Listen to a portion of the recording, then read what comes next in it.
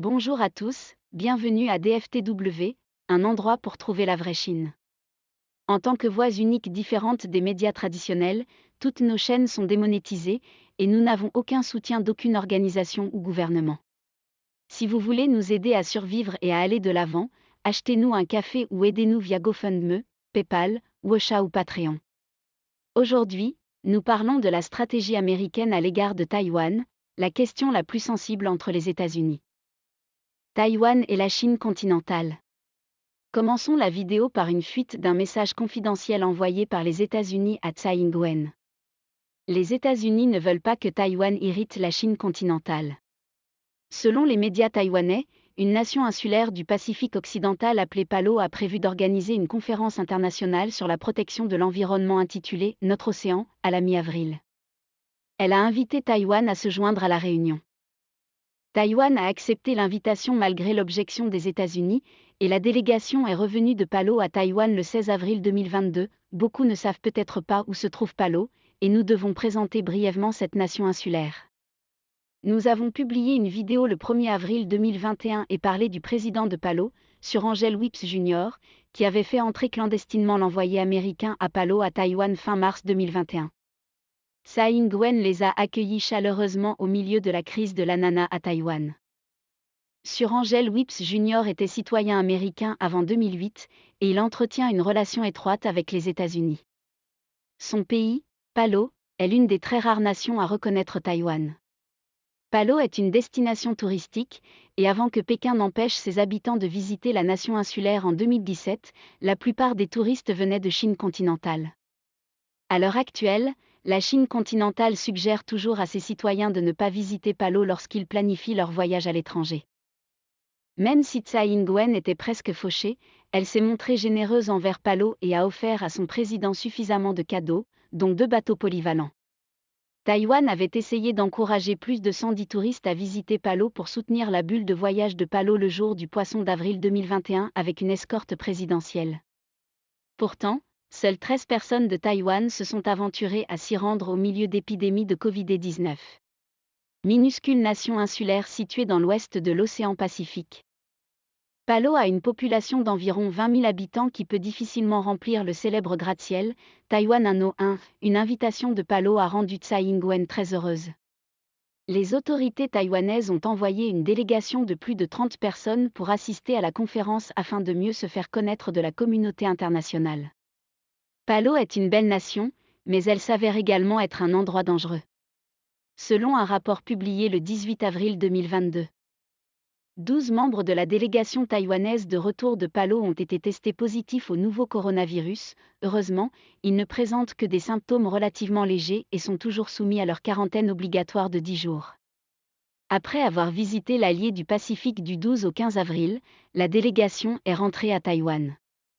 Ils ont assisté à la 7e conférence, Ocean, à Palo les 13 et 14 avril.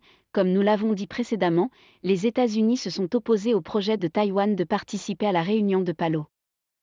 Ils ont transmis leur objection à Tsai Ing-wen sous la forme d'un message confidentiel par l'intermédiaire du bureau de représentation de Taipei aux États-Unis. Le message confidentiel a toutefois fait l'objet d'une fuite. Cette fuite a mis en lumière la communication et la collaboration secrète entre Washington et Taipei, révélant la stratégie américaine consistant à promouvoir l'indépendance de Taïwan, en surface tout en évitant les tensions dans le détroit de Taïwan. Après que l'incident est fermenté, les autorités américaines ont reproché à la soi-disant agence des affaires étrangères de Taïwan d'avoir divulgué un message aussi confidentiel. En revanche, cette dernière a fui sa responsabilité, déclarant qu'elle ne pouvait pas identifier la personne spécifique qui avait divulgué les secrets et qu'elle ne pouvait pas être tenue pour responsable. Peu importe qui porte le blâme, la fuite du message des responsables américains, qui peuvent même être des décideurs politiques américains, est une grande blague pour les États-Unis et les éléments indépendantistes de Taïwan.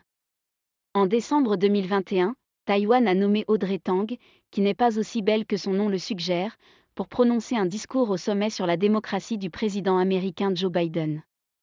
Audrey Tang représente la diversification de Taïwan et constitue une carte de visite de Taïwan. Bien qu'il porte un nom de fille, il aurait abusé de sa petite amie il y a plusieurs années. Il est peut-être la fierté des autorités taïwanaises. Mais nous ne pensons pas que la plupart des habitants de l'île l'admirent comme le monde a admiré la belle princesse de Rome. Il n'était pas non plus le favori de l'Amérique. Parce qu'il avait utilisé une carte représentant Pékin et Taipei avec des couleurs différentes dans son PowerPoint lors d'un discours, les États-Unis ont bloqué son visage avec un écran vide. Après l'accident, Taïwan a fini par se laisser convaincre, estimant qu'il s'agissait simplement d'un problème technique.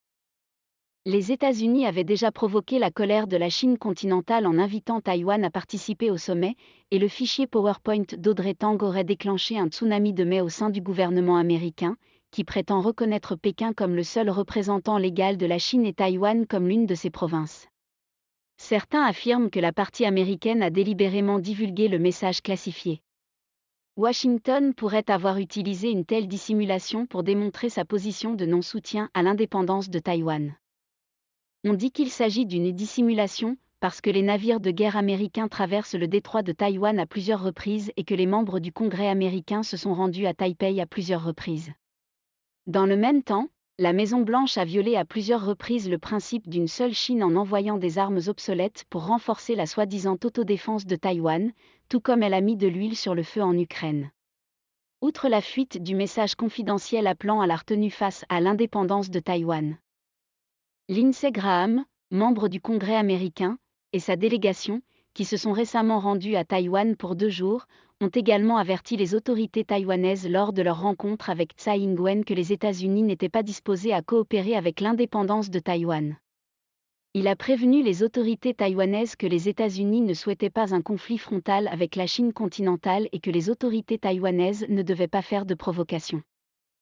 La meilleure façon pour les États-Unis de ne pas entrer en conflit avec la Chine est de s'abstenir de visiter Taïwan pour ne pas envoyer de mauvais signaux aux éléments indépendantistes taïwanais. Les politiciens et les membres du Congrès américain ne doivent pas s'immiscer dans les affaires intérieures de la Chine.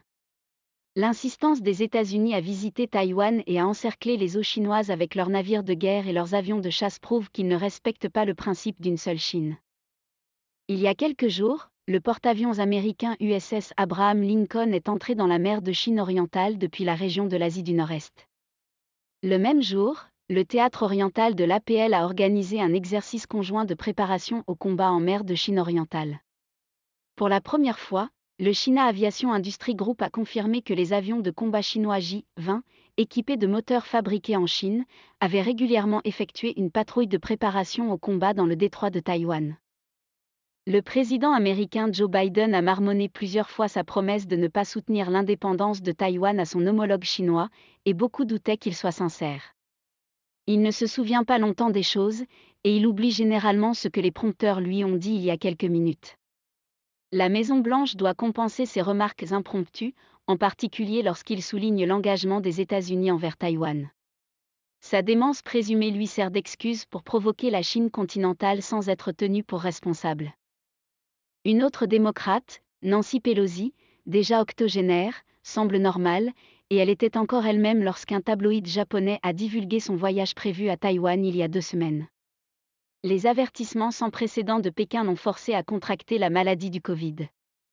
Son bureau n'a pas répondu officiellement à la question de savoir si elle allait poursuivre son voyage après sa guérison spectaculaire du virus. La visite de Lindsey Graham à Taïwan est le plan B pour sauver la face de l'Amérique.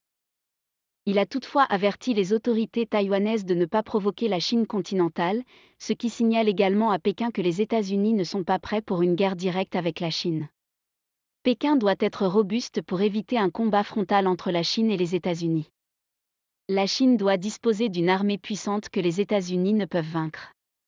Au moins, l'APL devrait être plus performante que les États-Unis dans l'océan Pacifique occidental.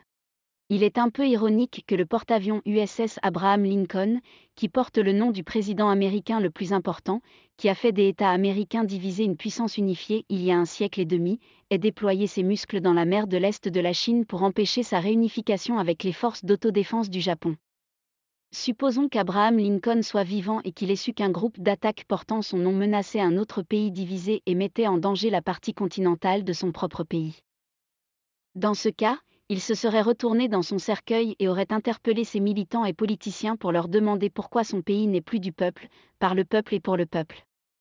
Bien sûr, s'il était encore en vie, il aurait agi comme les autres présidents américains, disons Truman, Obama, Trump, Biden et les deux Bush, en considérant une poignée d'Américains comme des personnes, excluant tous les autres Américains et toutes les autres créatures à deux pattes des autres nations.